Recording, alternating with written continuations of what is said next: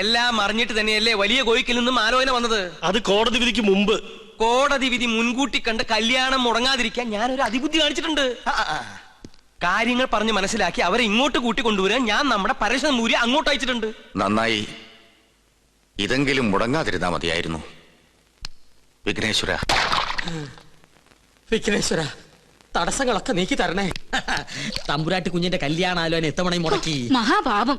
ചെയ്ത പാപത്തിന് പരിഹാരമായി കൊട്ടാരൻ ദേവിക്ക് 5 വെടിവഴിപാടും കഴിച്ചിട്ട് നോ വന്നിരിക്കണത്. എന്നാലും നിങ്ങൾ എന്തിനാ കല്യാണം മുടക്കിയത്? കൊട്ടാരമക ക്ഷേത്രത്തിൽ പൂജാരി എന്ന പോസ്റ്റുമായി ദേവി പൂജ ചെയ്യാൻ തുടങ്ങിയിട്ട് വർഷം 16 കഴിഞ്ഞിരിക്കണു. ഒരു തികഞ്ഞ ദരിദ്രവാസിയായ നമ്മെ ഇപ്പൊ ദേവി ഒന്ന് കടാക്ഷിച്ചു. അതും നല്ല ബുദ്ധി തന്ന. എന്തു ബുദ്ധി? കേട്ടോളൂ, ഈ കല്യാണം കൂടി മുടങ്ങിയ വാർത്ത കൊട്ടാരത്തിൽ അറിയുമ്പോ അവരാകെ ഒന്ന് പതറും. മനസ്സ് പതറുമ്പോ കവടി നിരത്തും. കവടി നിരത്തിയാൽ ഫലം ശത്രുദോഷം, പരിഹാരം പൂജ. കൊട്ടാരം പൂജാരിയെ നോമത് യാഗമാക്കി മാറ്റും. ഒരു സ്വയംവര യാഗം. അതിലാണ് നമ്മുടെ രാജയോഗം. നോം ലക്ഷങ്ങൾ അടിച്ചു മാറ്റും. ഈ 5 ഏക്കറും വീടുന്നോ സ്വന്തമാക്കും. ഇവിടെ എന്നെ നോം രാജ്ഞിയാക്കും. അതുവരെ നിങ്ങളെ ജീവനോടെ വെച്ചേക്കോ ഈശ്വര. എന്താ ഈശ്വരൻ നമ്മെ കൊല്ലുമെന്ന് നിന്നോട് പറഞ്ഞുവോ? ഈശ്വരനല്ല കൊല്ലാൻ പോണത്. നിങ്ങൾ കൊട്ടാരത്തിൽ നിന്ന് കട്ടുകൊടുക്കാന്ന് പറഞ്ഞ കിരീടവും ചെങ്കോലും ചോദിച്ച് ആ അഗസ്റ്റ് വീണ്ടും വന്നിരുന്നു. എന്നിട്ട് അവൻ എങ്ങോട്ട് പോയി? കൊട്ടാരത്തിലേക്ക്. കൊട്ടാരത്തിലേക്കോ? എന്റെ ദേവി! അഗസ്ത്യ! വീട്ടിൽ വന്നിരുന്നു.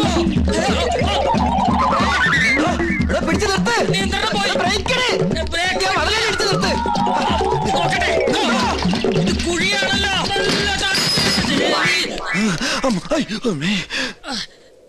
ചത്തിട്ടില്ലല്ലേ? ഇല്ല. ഇപ്പൊ ചത്തുപോയിരുന്നെങ്കിൽ ഞാൻ പറയുന്ന വിവരം കേട്ട് കൊട്ടാരത്തിലുള്ളവർക്ക് തന്നെ കൊല്ലാൻ പറ്റില്ലായിരുന്നു.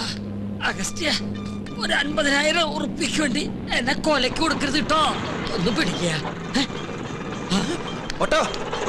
അഗസ്ത്യ, കൊട്ടാരത്തിലേക്ക് പോവരുത് കേട്ടോ. നിക്ക. അഗസ്ത്യ, നോ പറയണതൊന്ന് കേക്ക. വേണ്ട. അയ്യോ, താനൊന്നും പറയണ്ട. കുറെ കാലമായി താനിത് പറയുന്നു, കുറെ കാലമായി ഞാനിത് കേൾക്കുന്നു. ഇന്ന് എനിക്ക് രണ്ടിലൊന്നും അറിഞ്ഞു പറ്റും. ഇത്രയും കാലം പറഞ്ഞ പോലല്ല. എന്തിനും പരിഹാരം ഉണ്ടാക്കാം. ഉറപ്പാണോ? ഉറപ്പാ. എന്നാ പോ. എടാ, തന്നോടല്ല, നമ്മുടെ വണ്ടി പോകാനാ പറഞ്ഞത്. ഒന്നുകിൽ താൻ കൊട്ടാരത്തിൽ നിന്ന് മോട്ടിച്ചേരാൻ തന്നെ കിരീടവും ചെങ്കോലും, അല്ലെങ്കിൽ താൻ അതിനായി എന്റെ കയ്യിൽ നിന്ന് വാങ്ങിച്ച 50,000 രൂപ എനിക്ക് ഇപ്പൊ കിട്ടണം. സാവകാശം വേണം. 10 ദിവസത്തെ സമയം തരണം. ദൈവത്തോർത്ത് സമ്മതിക്കുക. ദൈവത്തെ ഓർത്ത് 10 ദിവസത്തിനുള്ളിൽ കിരീടവും ചെങ്കോലും ഹാജിമാരുടെ കയ്യിൽ ഏൽപ്പിച്ചില്ലെങ്കിൽ പിന്നെ എനിക്ക് കോളേജിൽ ക്യാൻറ്റീൻ നടത്താൻ പറ്റില്ല. എനിക്ക് വീടും പറമ്പും മേടിക്കാനും പറ്റില്ല. തരാ ഉറപ്പ. സമാധാനായിട്ടിരിക്കുക. ഗോപികമോൾ ആകെ ദേഷ്യത്തിലാ. ഈ അണിഞ്ഞൊരുങ്ങൽ അവസാനത്തെ അന്ന് അവള് പറയണേ. ഇനി വയ്യ അത്ര ഒരു പ്രദർശന വസ്തുവായിട്ട് നിൽക്കാൻ. ഗോന്നാരെ വലിയ കോയിക്കിലേക്ക് വിളിച്ച് അവര് പുറപ്പെട്ടോ ഇല്ലയോ എന്ന് അന്വേഷിക്കാം. വേണ്ട, മുടക്കി. ആര്? അല്ല, മുടങ്ങി. അതും മുടങ്ങി. കാര്യങ്ങൾ പറഞ്ഞ് മനസ്സിലാക്കി അവരെ കൂട്ടിക്കൊണ്ടുവരാനല്ലേ തന്നെ പറഞ്ഞയച്ചത്. നമ്മെ കൊണ്ട് ചെയ്യാൻ പറ്റുന്നതൊക്കെ നാം ചെയ്തു. ഉദയപുരം കൊട്ടാരവുമായി ഒരു ബന്ധവും അവർക്ക് സ്വീകാര്യമല്ലത്രേ. അടിക്കടി വിവാഹം മുടങ്ങുന്നതും പരാജയം ഉണ്ടാകുന്നതും ഈ കൊട്ടാരത്തിന് മേൽ പതിഞ്ഞിരിക്കുന്ന ദൃഷ്ടിദോഷം കൊണ്ടും മുജ്ജന്മ ശാപങ്ങളും കൊണ്ടാ.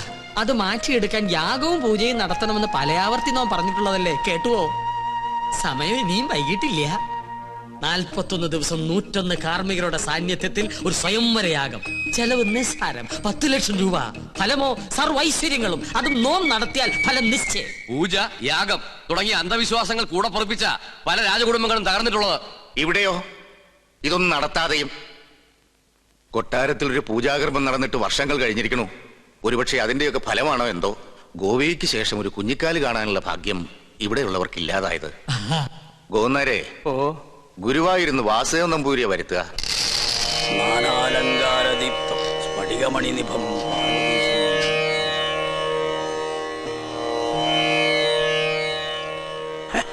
യാഗത്തിൽ ഫലസിദ്ധി കാണുന്നു. കർമ്മങ്ങൾ തീരും മുമ്പ്, അതായത് 41 നാൾക്കകം കന്യകയ്ക്ക് വരനെ കണ്ടെത്താനാവും. അപ്പൊ നാം മുൻകൂട്ടി പറഞ്ഞ തെറ്റില്ല. യാഗം നാം ഗംഭീരാക്കി തരാം. പക്ഷെ ഒരു കുഴപ്പമുണ്ട്. എന്താണ്? യാഗത്തിന്റെ വിജയസാധ്യത അതിന് നേതൃത്വം കൊടുക്കുന്ന കർമ്മിയുടെ ദേവപ്രീതിക്ക് അനുസരിച്ചായിരിക്കും. ദേവപ്രീതി നമുക്ക് വളരെ കൂടുതലാ. അത് തിരുമേനിക്ക് നോക്കിയാ അറിയാൻ പറ്റും. നോക്കാം. എന്താ പേര്? പരശുരാമൻ നമ്പൂതിരിപ്പാട്. പാട് വേണ്ട, പരശു നമ്പൂരി നോക്കിയാ മതി.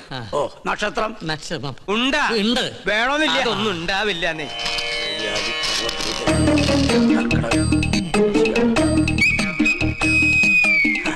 തിരുമേനിക്ക് എനിക്ക് ദേവപ്രീതി അശേഷം.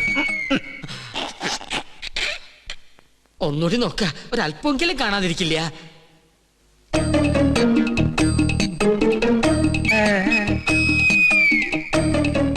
എനിക്ക് ഒരിക്കൽ ഗണിച്ചാ മതി, തെറ്റില്ല. അങ്ങോട്ട് മാറി നിൽക്ക. ദേവപ്രീതിക്ക് വഴിപാട് കഴിക്കാം. എന്നാ പിന്നെ ഇത് വഴിപാടായിട്ട് ഇത് പിടിക്കട്ടെ. എന്റെ ഭഗവാനെ, വേറെ ആരുണ്ട്? പണ്ടി കൊട്ടാരത്തിൽ ഒരു യാഗം നടത്തിയത് മണിമല മാണിക്യം ചെറിയ കൊട്ടാരത്തിൽ ബ്രഹ്മദത്തൻ നമ്പൂരിയാ. ആള് ബഹുകേമൻ, പക്ഷെ ജീവിച്ചിരിപ്പില്ലല്ലോ. ജീവിച്ചിരിപ്പില്ല. അദ്ദേഹത്തിനൊരു മകനുണ്ട്. ഇല്ല. ഉണ്ട്. ഞാൻ ഓർക്കണോ, അന്ന് അദ്ദേഹത്തോടൊപ്പം ഇവിടെ വരാറുള്ള 8 വയസ്സുകാരൻ കുസൃതി പയ്യൻ. എന്താ അവന്റെ പേര്? എന്താ അവന്റെ പേര്? ഓർമ്മയില്ല. ഓർമ്മയുണ്ട്. ഉണ്ണികൃഷ്ണൻ. ആ, അത് തന്നെ. യാഗം പിള്ളേര് കളിയല്ല.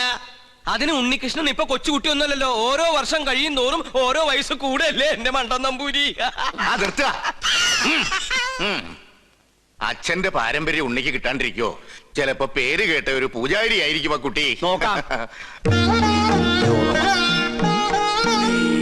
കർക്കടകം, വൃശ്ചിക. ഇതിന് മേൽ മറ്റൊന്നും കാണുന്നില്ല. അത്രയ്ക്ക് കേമം. ഒന്നുകൂടി ആലോചിച്ചിട്ട്. വേണ്ട, പോകുന്നേരെ ഉടനെ ഉണ്ണിയെ കൊട്ടാരത്തിൽ എത്തിക്കണം. അമാന്തിക്കണ്ട, പുറപ്പെട്ടോളൂ. ഗൗളി ചലച്ചു. വടക്ക് കിഴക്ക്. ആളെ കണ്ടെത്താൻ ഇത്തിരി പ്രയാസപ്പെടും. അപ്പൊ പിന്നെ പോണോ? പോണം. ഈ ചെറു പ്രായത്തിൽ മഹാഭാഗ്യല്ലേ ഉണ്ണിക്ക് കൈവന്നിരിക്കണേ. എന്താ അവരവനെ ദത്തെടുക്കാന്ന് പറഞ്ഞോ? എന്റെ മുത്തശ്ശി, കൊട്ടാരത്തിൽ വലിയൊരു യാഗം നടക്കാൻ പോവാ. പ്രശ്നവശാൽ തലപ്പത്തിരിക്കാനുള്ള യോഗം ഇവിടുത്തെ കുട്ടിക്ക് എത്രേ? കേട്ടപ്പോ സന്തോഷായി. കേട്ടാ. പക്ഷെ പൂജാകർമ്മങ്ങളിൽ അവന് താല്പര്യമില്ല. അതെന്താ അങ്ങനെ? സംഗീത ജ്വരം പിടിച്ചിരിക്കല്ലേ. ഏട്ടൻ വളയഞ്ചേരങ്കര സംഗീത കോളേജ് പഠിക്കുക. അവിടെ ഒരു ലോഡ്ജിലെ താമസം. ആളെ കണ്ടെത്താൻ ബുദ്ധിമുട്ടും. അത് ഗൗളി ചലിച്ചപ്പോ മനസ്സിലായി. ഏത് കോളേജിലാന്നാ പറഞ്ഞത്? വളയഞ്ചേരങ്കര. എന്റെ മോള് പഠിക്കുന്നത് അവിടെയാണല്ലോ. ദൂരത്തിരി കൂടുതലാ. ഒരു 12 മണിക്കൂർ യാത്രയുണ്ട്. സാരില്ല, പുറപ്പെടുകയായി. ഉണ്ണിയെ ഞാൻ അവിടുന്ന് പൊക്കിക്കോളാം. ഓക്കേ. പൊക്കാന്ന് പറഞ്ഞാ കൂട്ടി കൊണ്ടുപോകാന്നർത്ഥം. ഇനി എന്താവശ്യത്തിനും തൃക്കേശ്വരം, ഉദയപുരം കൊട്ടാരത്തിലേക്ക് ആളെ പറഞ്ഞയച്ചാ മതി. ഉണ്ണികൃഷ്ണൻ അവിടെ ഉണ്ടാവും. യാഗം ഉടനെ തുടങ്ങണേ. എന്നാ വരട്ടെ.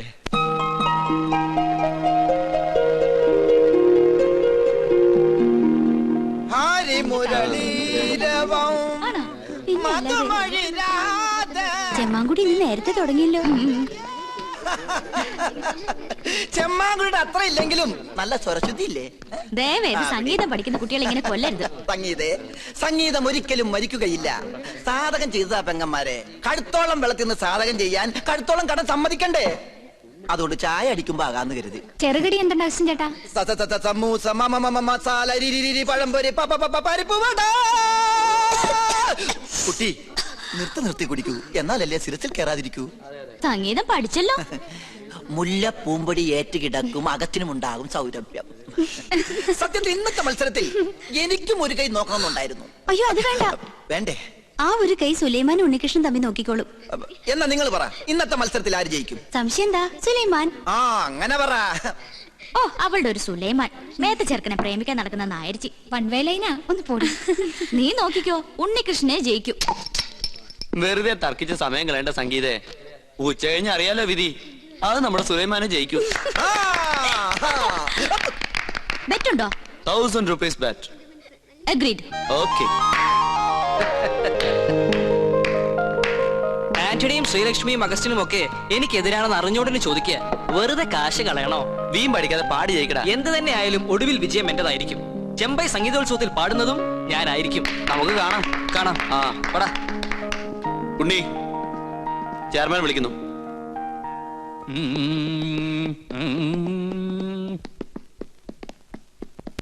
എത്തിയോ? നിനക്കൊന്നും ടെൻഷൻ ഉണ്ടാവില്ലല്ലോ. അതെങ്ങനെയാ? സ്വന്തം മക്കള് മത്സരിക്കുമ്പോ തന്തയ്ക്കും തള്ളക്കില്ലേ ആദി? അതിന് ഞാൻ നിന്റെ തന്തയല്ല തള്ളയല്ല സമ്മതിച്ചു. എന്നാലും നിന്റെ കാര്യത്തില് എനിക്കിത്തിരി താല്പര്യം കൂടിക്കോളൂ. അതേ, ഈ സ്നേഹ മനസ്സിലായോ? ഈ സംഗീത കോളേജിന്റെ ചരിത്രത്തിൽ ആദ്യമായിട്ടാണ് ഫൈനൽ റൗണ്ടിൽ ഒരു ഇസ്ലാമും നമ്പൂതിരി തമ്മിൽ മത്സരിക്കണേ. അറിയോ? ഒരല്പം സ്വാർത്ഥം തന്ന് കൂട്ടിക്കോളൂ. അല്ലെങ്കിൽ എന്റെ സുഹൃത്തിന്റെ മകൻ എന്നുള്ള പരിഗണന. എന്തായാലും നീ തന്നെ ജയിക്കണം. ഈ മത്സരത്തിൽ ജയിക്കുന്ന ആൾക്ക് ചെമ്പൈ സംഗീതോത്സവത്തിൽ പാടാനുള്ള അവസര കിട്ടണേ. അതും മഹാരഥന്മാരോടൊപ്പം. ഈ കോളേജിൽ നിന്നും ഒരു ബ്രാഹ്മണനെ അവിടെ എത്താൻ പാടുള്ളൂ. സാർ, സംഗീതം ദേവകലയാ. ബ്രാഹ്മണർക്ക് ദേവന്മാരുടെ തൊട്ടടുത്ത സ്ഥാനം. അത് മനസ്സിലാക്കാദ്യം. അത് പറയരുത് സാർ. പ്രശസ്തനായ കഥകളി സംഗീതജ്ഞൻ കലാമണ്ഡലം ഹൈദരാലി ഏത് ജാതിയാ? ഗായകൻ യേശുദാസ് ഏതാ ജാതി? സക്കീർ ഹുസൈന്റെ ജാതി ആരെങ്കിലും അന്വേഷിക്കാറുണ്ടോ സാർ? അങ്ങനെ പറഞ്ഞ ഒരുപാടുണ്ടാവും. ഞാൻ ഇവിടുത്തെ കാര്യം പറഞ്ഞേ, നീ ജയിച്ചേ പറ്റൂ. ഒരു സംഗീത കോളേജിലെ ചെയർമാൻ ഒരിക്കലും വർഗീയവാദി ആകരുത്. ജാതി ചിന്ത വെടിഞ്ഞ് എന്നിൽ വിശ്വസിക്ക്, ഞാൻ ജയിക്കാം. അവന്റെ ആത്മവിശ്വാസം തർക്കമില്ല. അവന്റെ അച്ഛന്റെ അതേ പ്രകൃതം. പക്ഷെ എനിക്ക് പ്രതീക്ഷയില്ല. സുലൈമാൻ തോറ്റേ പറ്റൂ. വഴി ഞാൻ നേരത്തെ കണ്ടുവച്ചിട്ടുണ്ട്. സുലൈമാന്റെ പക്കമേളക്കാരെ സ്വാധീനിക്കണം.